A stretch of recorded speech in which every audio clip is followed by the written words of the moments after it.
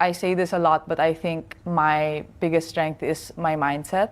The thing that I can control most is how I think and how I approach certain obstacles. Being Filipino has brought me so many blessings. And that's why I'm so proud. No one is above playing for their country. And that's one thing I can stand by. Ako, every single week that I go out and I compete, I'm representing the Philippines. And dinadala ko yung pangalan ng ating bansa. It is an exciting moment for Philippine tennis, with so much energy and hope revolving around one incredible girl who has taken the tennis world by storm. But what's in a name?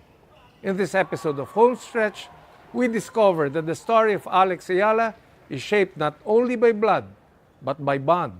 A journey shaped by family, discipline, gratitude, and heart. I'm Pató Gregorio. Welcome to another episode of Homestretch.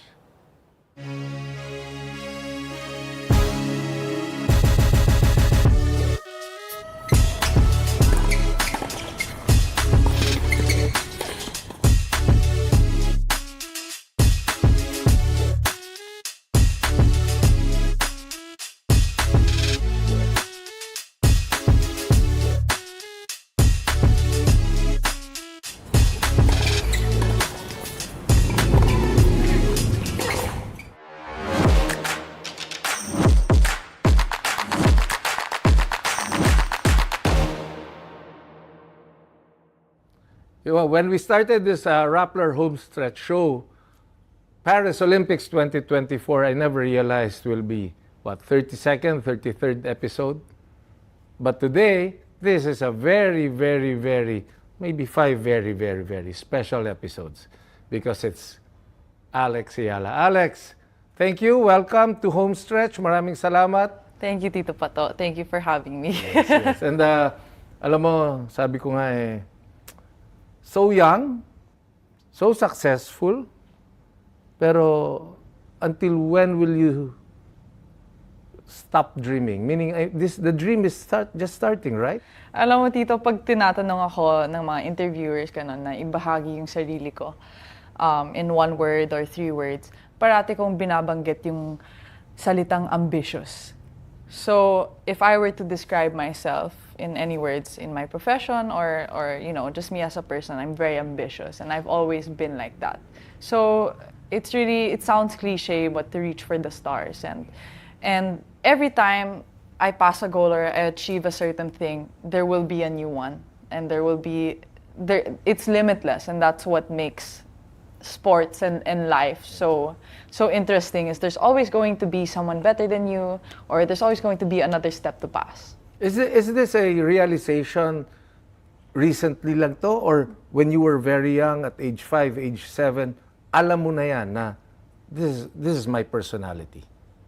Ganun ba yun? Yes. From day one, feeling ko that was my personality talaga. And I guess it definitely has something to do with how I was raised and just my daily kind of activities and the environment I was in. So, of all sports, why tennis? Is that your first love? Is that your only sport?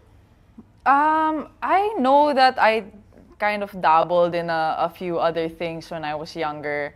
But my kuya kasi plays tennis. He's 3 years older.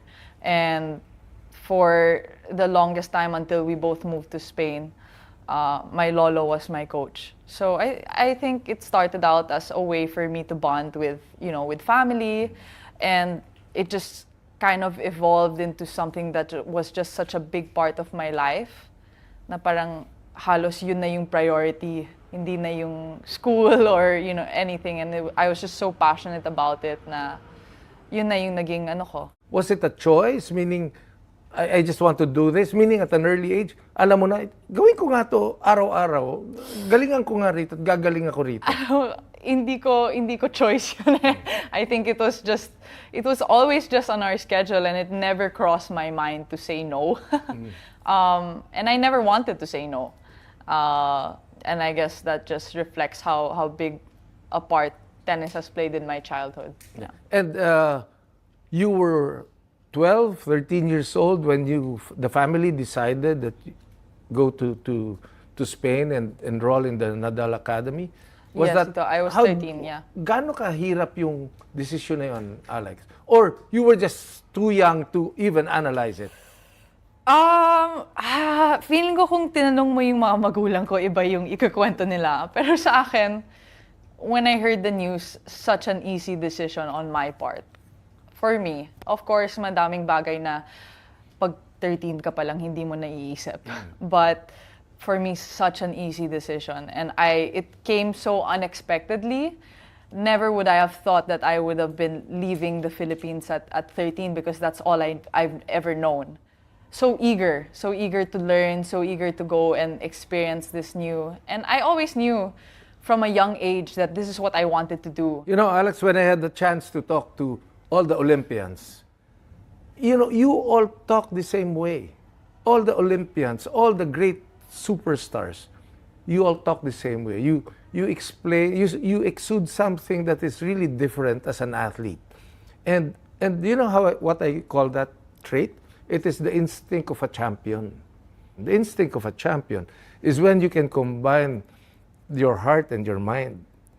And then lumalabas yung performance. Yung instinct of a champion, na-realize mo ba yon when you started winning in the Miami Open? Or noon pa, alam mo na yon, gagaling ako rito, kaya ko na to? Alam mo, Tito, mahirap sabihin na there was a moment of realization where I thought, oh, ang galing ko pala mag-isip. And sa tingin ko, it's very difficult personally to define what is a champion's mentality. I feel like that's very subjective and situational. Alam ko lang yung mindset ko.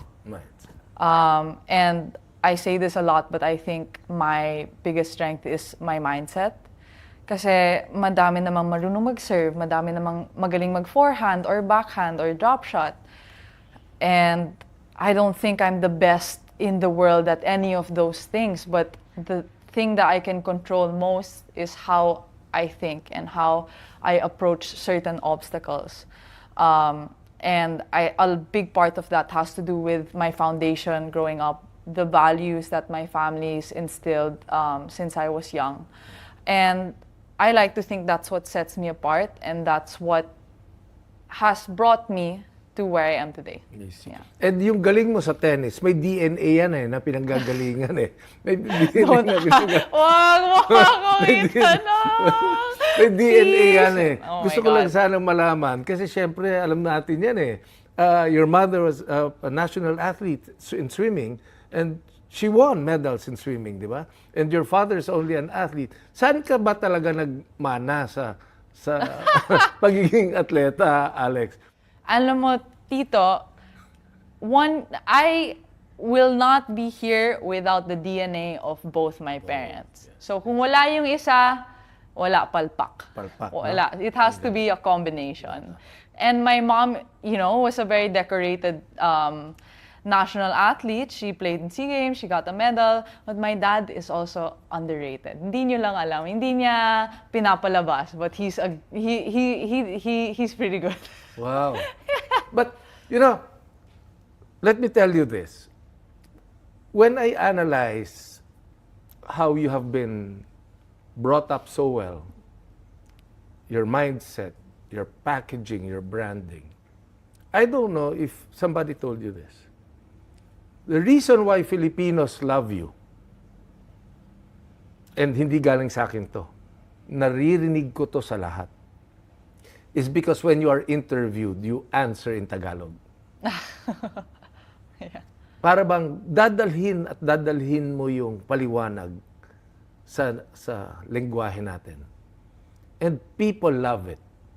People really love it. And yung bang realization mo na yun, because you are so confident, you enjoy, di ba? Discussing things, pinapaliwanag mo na talagang Tagalog, malalim na Tagalog pa nga eh.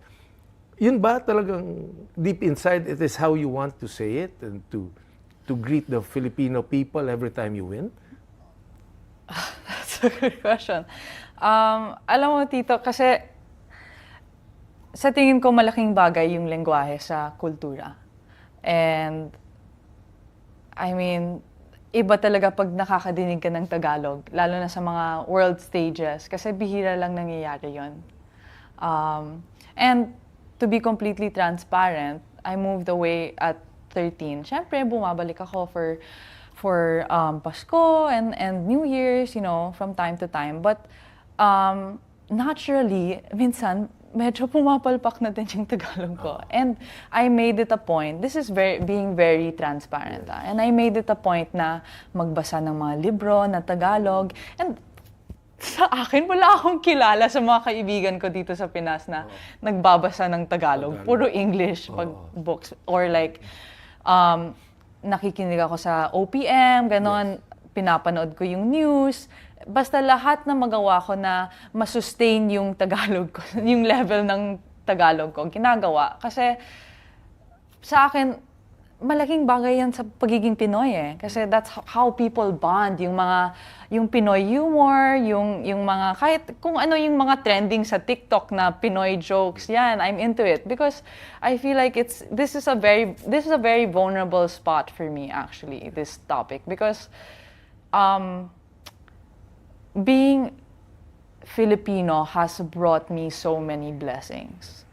And that's why I'm so proud. One thing that I don't see in any other culture is the sense of kapwa and community that we have. And back to what I said about the blessings being Filipino has brought to me.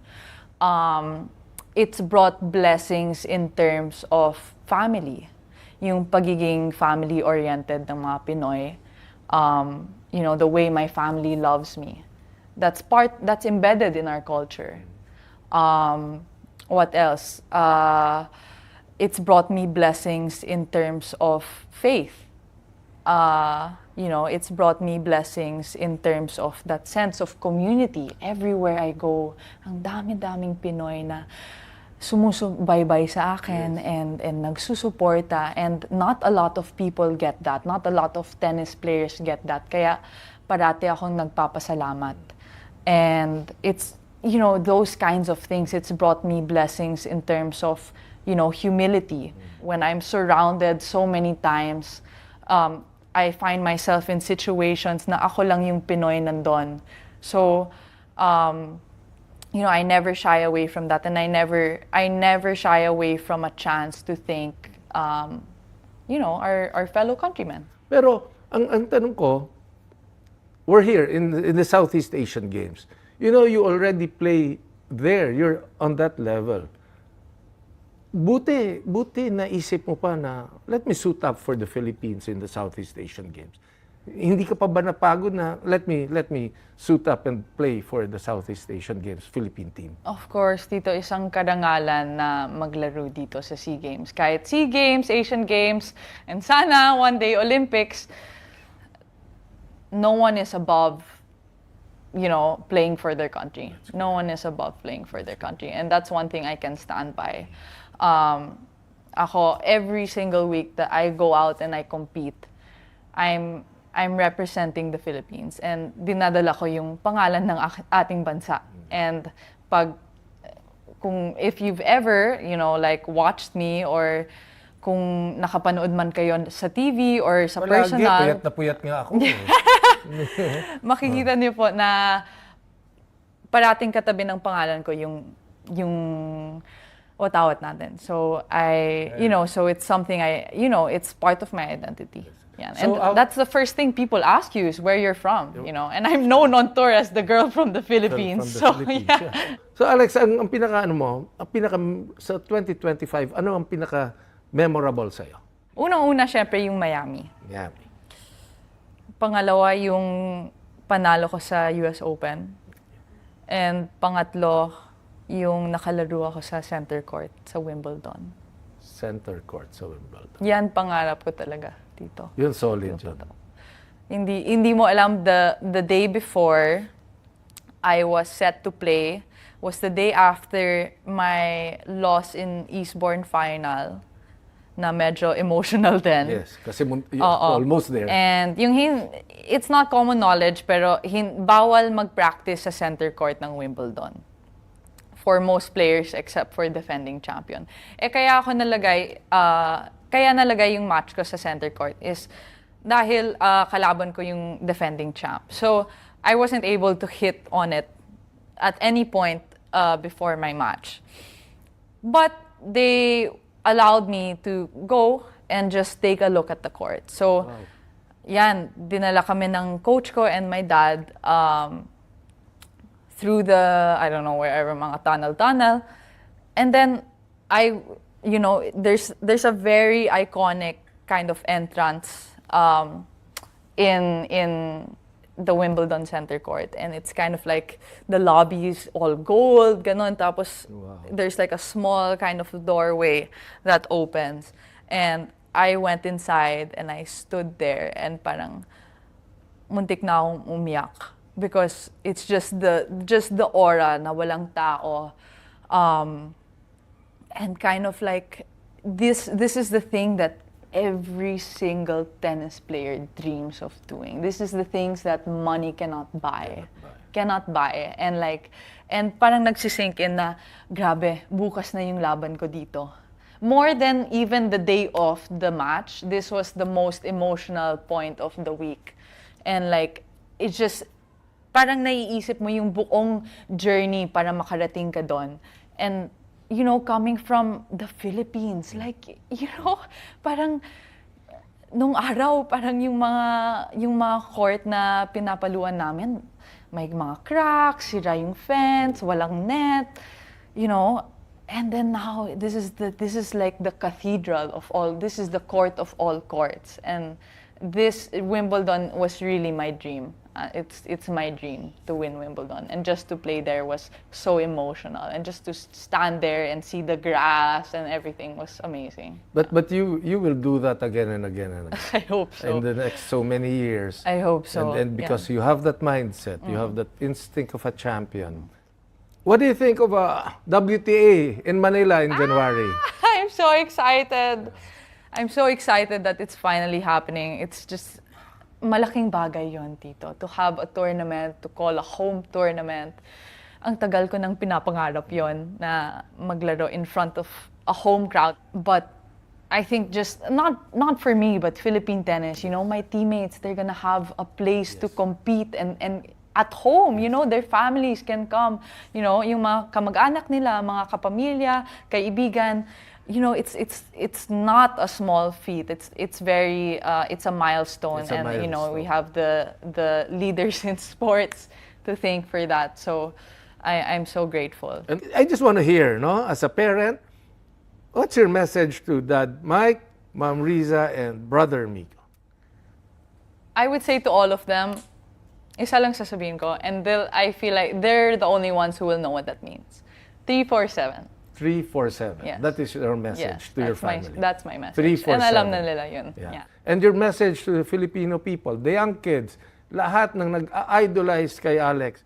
Well, first and foremost, maraming salamat sa pagsusuporta at pagsusubaybay sa buong journey ko. Lalo na this year, I really naramdaman ko yung pagmamahal niyo sa akin. Kaya maraming salamat. At sa mga kabataan that look up to me, I don't know, yung goal nyo hindi dapat maging next Alex Eala. Dapat yung goal nyo is to be the first you and to pave your own way. To be the first you. Fantastic. Yes. Thank you for this opportunity. Thank you so much. We wish Tito. you all the best. Thank you for having me. And you are the best, Eala. Thank you.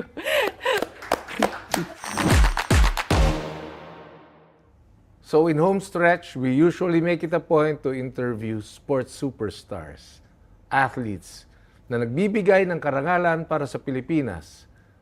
Pero this episode is very special. Iba naman ang interviewin natin. Yung nagbibigay ng lakas ng loob, ng determinasyon, ng suporta, simula ng bata pa, sa atletang napakahusay. Mike Eala. Mike, thank you. Thank you, Pató, for having me here. And Mike, simulan natin. I know that Alex started playing tennis at age 4 or 5. That is correct. Parang gusto mo subukan niya ng lahat ng sports. And nakapag-swimming siya, nakapag-football, mga extracurricular, pati mga violin, tsaka mga ganyan. And eventually, yung tennis na gustuhan niya. And anong age yun ni Alex? Siguro, how old was she? ang mas madali kay Alex kasi yung older brother niya nagte-tennis eh. So napapanood na niya, Napapanood na na-emulate niya, na niya. yes. So how old was Alex when she first joined the tournament in Well, in the Alex country? then was maybe about 7 years old, more That or was the less. first time. First time niya maglaro, and he played against a boy. Pero ano rin yun? Meaning it's a real tournament Yes, na. yes. Pero It's ang kalaban niya, young Lalaki. boy. Club tournament sa I see. one of the clubs sa Metro Yes. Manila. Nagtuloy-tuloy na yun, Mike? Meaning yung support nyo and yung interest and love ni Alex sa tennis, nagtuloy-tuloy na lang siya? Yes, nagtuloy-tuloy na from there. Parang I remember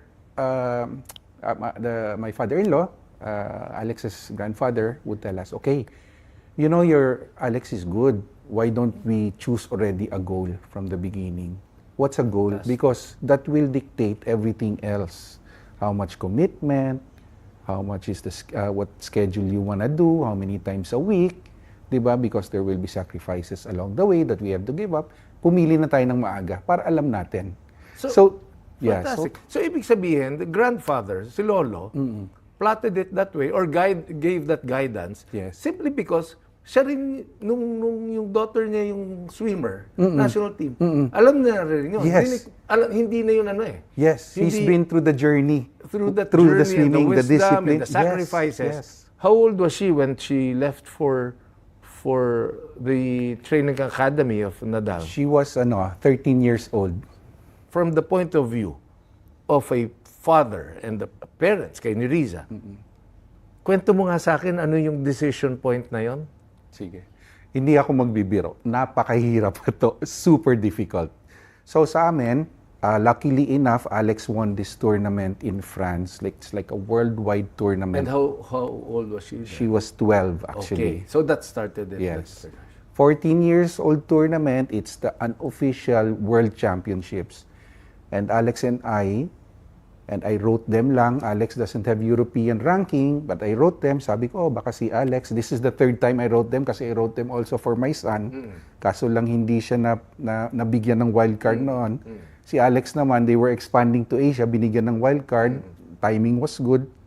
Pumunta naman kami and then luckily enough nanalo siya. So that's what started. For me, that's kind of like the pivotal moment of, let's say, the Alex Eala's career. Because of that win, she was scouted. Parang doon siya na-scout. Oh, so ito na yung reckoning. Oo. Pero ikaw as a parent, Mike, bata pa si Alex, alam mo na ba talaga na may potential? Kayo ni Riza, alam nyo talaga? You had that feeling? I think every parent believes in their own son or daughter that they can do it. It's a bonus when you have people around you who can kind of like guide you to get there. So kami like, ever since the kids were small, you raise a good person with good values, and you can't go wrong eh. Discipline, hard work, you still have to study and keep your grades. Of course, along the way, maybe you're so successful and you have to manage your time. Alex is now 20. Yes. So it has reached yung decision making. Yes. Kasarili ng decision ni Alex yan. Meaning, Yes. where she wants to play, where she wants to go, meaning, nandun ka na sa, you treat Alex as a professional tennis player. Paano ang transition ron, Mike? The way we operate is like as a team, no? And then we all have our roles within the team, parang ganon. At the center of that is Alex. What will make it easier for Alex? Just so that Alex can focus on what she does best and keep locked in sa game niya. So ang importante diyan, ngayon ba sa estado ni Alex, yung pag-iisip mo ba, Mike, is still as a parent or as part of the Alex Eala team? That's two different things. Nasaan ka ngayon sa pag-iisip na yon? I guess I cannot separate it eh.